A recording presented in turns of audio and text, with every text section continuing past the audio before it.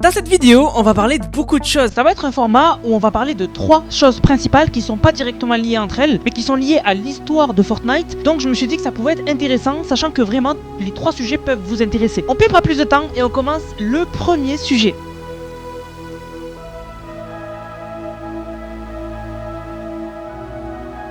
On commence tout d'abord avec la théorie du portail et les découvertes récentes de la communauté Fortnite. Vous le savez, la communauté Fortnite parle beaucoup sur Twitter, etc. Et en fait, des fois, on découvre des choses qui sont assez incroyables, etc., etc. Et on a découvert quelque chose qui est vraiment intéressant et qui montre que Daigo, et donc celui qui contrôle Daigo, eh bien, il est encore plus lié à l'ultime réalité qu'on le pense. Comme vous le savez, Daigo, d'après Fortnite, est en train de récupérer l'énergie de l'île pour en faire quelque chose. Sûrement pour activer un portail ou quoi que ce soit. C'est Fortnite qui le disent eux-mêmes dans le blog du jeu. Et on a remarqué bien sûr depuis le début de la saison que Daigo, juste en dessous de lui, il y a un portail qui est en train de récupérer l'énergie, on a l'impression. En fait, c'est un portail qui n'est pas entièrement fini, mais ça ressemble beaucoup à un portail. Aussi, on avait remarqué que le portail est aligné avec chacun des mégalithes qu'il y a autour du domaine des démons. Et bien sûr, dans des vidéos récentes, je vous invite à aller les voir, et bien on avait fait le lien entre Daigo et l'ultime réalité, et on avait dit que le monde des âmes est complètement lié à l'ultime réalité. Juste quand on regarde les mégalithes, on voit que les losanges qu'il y a dessus, c'est clairement une référence à l'ultime réalité dont le logo est un losange. Et d'ailleurs, même leur énergie violette fait penser à l'ultime réalité, au cube, etc. Donc on avait fait la théorie que du coup, l'ultime réalité, donc les aliens, étaient en lien avec Daigo et le monde des âmes. On avait encore plus accentué ça en faisant le lien avec Lego Fortnite, qui du coup est hyper lié au Battle Royale, puisque ce qui se passe dans le BR se passe en même temps dans Lego Expédition, mais aussi dans Lego Odyssey. Mais maintenant, on a découvert quelque chose de dingue. Pour ceux qui ne le savent pas, récemment, dans Lego Odyssey, pas dans le nouveau mode Lego Expédition, dans Lego Odyssey, on avait eu une dernière grosse mise à jour, c'était la mise à jour du Roi de la Tempête. En fait, on pouvait aller affronter le Roi de la Tempête après plusieurs quêtes, etc. Il y avait carrément une toute nouvelle zone. Et en fait, pour ceux qui ont fait ça, vous avez peut-être remarqué que pour aller battre le Roi de la Tempête, il faut activer un portail qui est désactivé. Et quand on l'active, en fait, on se rend compte que le portail activé, donc réparé, ressemble énormément au portail en dessous de Daigo. Et ce portail, quand on le prend, nous ramène au Roi de la Tempête. Autre chose, on a remarqué cette chose très bizarre au-dessus du domaine des démons, qu'il y a des nuages qui s'assemblent. Et vous le savez très bien, le Roi de la Tempête, il crée la tempête, donc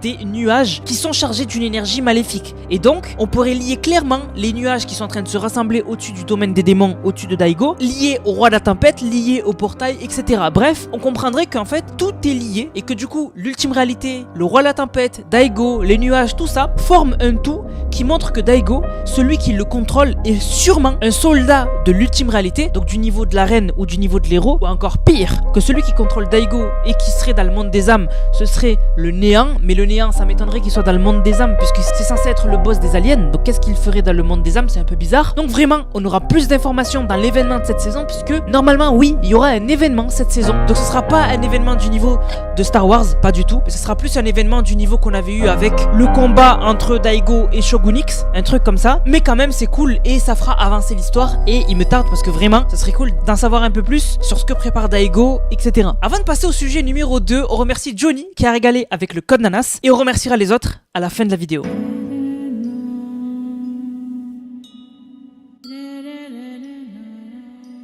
C'est pas le seul secret qu'on a découvert récemment sur l'histoire de Fortnite, puisque récemment on a eu les premiers concepts images du chapitre 4. Donc en fait c'est les dessins qu'a fait Fortnite par des studios avant de commencer à créer le chapitre 4. Donc ils font toujours des dessins pour avoir un peu l'idée de à quoi ça va ressembler et après ils font la 3D. Et en fait lors de ces dessins, Fortnite ils donnent des indications aux studios. Ils vont leur dire on veut ça, on veut ça, on veut ça, et le studio qui s'occupe des dessins, leur font les dessins. Et en fait on a remarqué que dans les premiers dessins du chapitre 4, on a des choses qui ont été complètement modifiées et qu'on n'a pas eu dans le chapitre 4. Première chose, on a l'intemporel qui du coup devait avoir des cornes. Et ça, on l'a pas eu. L'intemporel n'avait pas de cornes. Donc c'était plutôt son casque qui devait avoir des cornes. Nous, l'intemporel, son casque n'avait rien à voir. Il avait des sortes de choses qui autour de son casque, mais ça n'a rien à voir avec des cornes. Mais la chose la plus importante, c'est qu'on a découvert des dessins d'un arbre. Mais pas n'importe quel arbre. l'Yggdrasil. Pourquoi on dit ça? C'est parce que on a l'impression, avec les cornes et avec l'arbre, que le chapitre 4 devait être autour de la mythologie nordique. Si vous n'êtes pas familier avec la mythologie nordique en fait, elle dit qu'il y a plusieurs mondes et tous ces mondes sont liés par l'Yggdrasil. L'Yggdrasil qui est en fait un arbre où repose tous les mondes. Et on pense que c'est exactement cet arbre qu'on voit dans les images concept du chapitre 4 et que du coup Fortnite avait prévu de vraiment mettre l'avant sur le fait que le monde de Fortnite repose sur l'Yggdrasil. Et c'est pas la première fois que Fortnite aurait lié le jeu Fortnite et le point zéro à un arbre à l'Yggdrasil. Déjà rien quand je vous dis ça, on repense directement à l'arbre de la réalité juste avant le chapitre 4, donc un chapitre 3 qui du coup était alimenté par le point zéro, littéralement. Donc cet arbre dont on n'a jamais su comment il est arrivé, on a juste eu une saison du jour au lendemain où il était là, mais c'était très bizarre. Mais c'est pas la seule chose. Moi, la première chose qui m'est venue en tête, c'était l'événement de la crise 0. À la crise 0, le point 0 était mal en point et on devait le réparer. Et plus on le réparait, et plus il ressemblait à une plante. On aurait dit qu'une fleur était en train d'éclore. Et vraiment,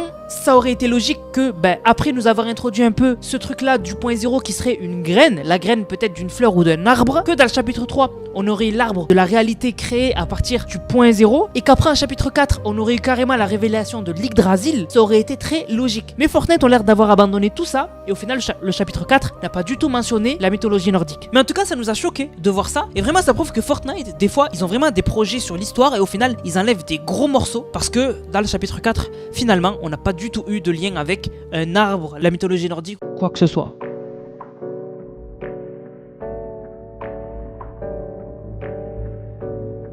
Le dernier sujet, c'est quelque chose qui est très bizarre et qui est lié directement à l'histoire de Fortnite. Comme vous le savez, dans l'histoire de Fortnite, on a eu plusieurs fois et très tôt un papillon qui représentait les événements, etc. On a toujours eu ce papillon qui a été là. La première fois qu'on l'a vu, c'était dans l'événement Butterfly, quand on était dans cette dimension très bizarre et le papillon s'est posé sur notre main. Et à partir de là, on l'a vu plusieurs fois et à chaque fois, il a eu un impact important. Enfin, il apparaissait dans des moments importants comme l'événement là, Butterfly, ou encore à la fin de l'événement Travis Scott où il apparaît, on a même cru qu'il allait se passer quelque chose. À la fin de l'événement Galactus, quand on a battu Galactus, la faille représentait un papillon. Et vraiment, si on commence à citer tous les moments où on avait le papillon, on va pas s'en sortir. Même dans les quêtes du chapitre 2 de la saison primale, on devait suivre un papillon à chaque fois pour les quêtes de l'histoire. Ou encore, pendant la crise 0, on a fait que suivre un papillon. Et on parle même pas du planeur Convergence qui dit clairement suivez les papillons. Bref, le papillon de Fortnite a toujours été symbole de l'histoire de Fortnite. Et là, Fortnite ont fait un tweet très mystérieux. Ils ont tweeté par rapport au club de Fortnite, jusqu'ici rien de spécial. Sauf que dans le message, ils ont mis rejoignez le club de Fortnite, mais faites attention aux objets volants avec l'emoji d'un papillon bleu. C'est pas la seule chose. Sur la vidéo qu'ils ont mis, à la toute fin, on voit des papillons s'envoler. Alors on pourrait se dire que c'est un détail, mais pas du tout. Alors pourquoi c'est pas un détail? C'est parce que déjà c'est bien mis en avant. C'est mis en avant dans le message du tweet, c'est mis en avant dans la vidéo, et surtout que sur tous les réseaux, Fortnite ont posté la même phrase, la même vidéo. Si sur d'autres réseaux ils avaient mis une autre phrase, on se serait pas attardé dessus. Mais là, c'est très bizarre. Ensuite, comme je vous ai dit, le papillon, il n'est pas anodin dans l'histoire de Fortnite. À chaque fois qu'il apparaît, c'est qu'il se passe quelque chose d'important. Alors certains ont commencé déjà à dire que c'était un teaser de la prochaine saison, parce que quand ils disent faites attention aux objets volants, on le sait, la prochaine saison c'est une invasion et donc ça pourrait venir du ciel, etc. Donc on se dit qu'ils teasent déjà, mais ça m'étonnerait. Vraiment pour moi, ils sont en train de teaser une amélioration du club de Fortnite. Je vois pas trop laquelle. Le club de Fortnite est déjà assez incroyable puisqu'on a tous les passes de combat de Fortnite, plus 1000 V-Bucks par mois, plus un skin gratuit par mois, etc. Donc je sais pas trop qu'est-ce qu'ils peuvent améliorer encore. Peut-être avoir des skins à l'avance, pouvoir tester des skins de la boutique avant de les acheter. Je sais pas trop. Mais surtout je vois pas c'est quoi le lien avec le papillon. Je vois pas c'est quoi le lien avec le papillon qui représente l'histoire de Fortnite. Donc comme vous le voyez, c'est très mystérieux et c'est pour ça que ça a sa place dans la vidéo d'aujourd'hui. Du coup la famille, j'espère que la vidéo vous a plu. Dites-moi si vous aimez ça quand on fait une vidéo sur l'histoire de Fortnite mais qu'on n'a pas juste un sujet mais plusieurs sujets mais qui sont liés à l'histoire de Fortnite. Bien sûr, on va remercier ceux qui ont utilisé le code Nanas. Je vous rappelle, code Nanas dans la boutique Fortnite, N-A-N-A-S-S.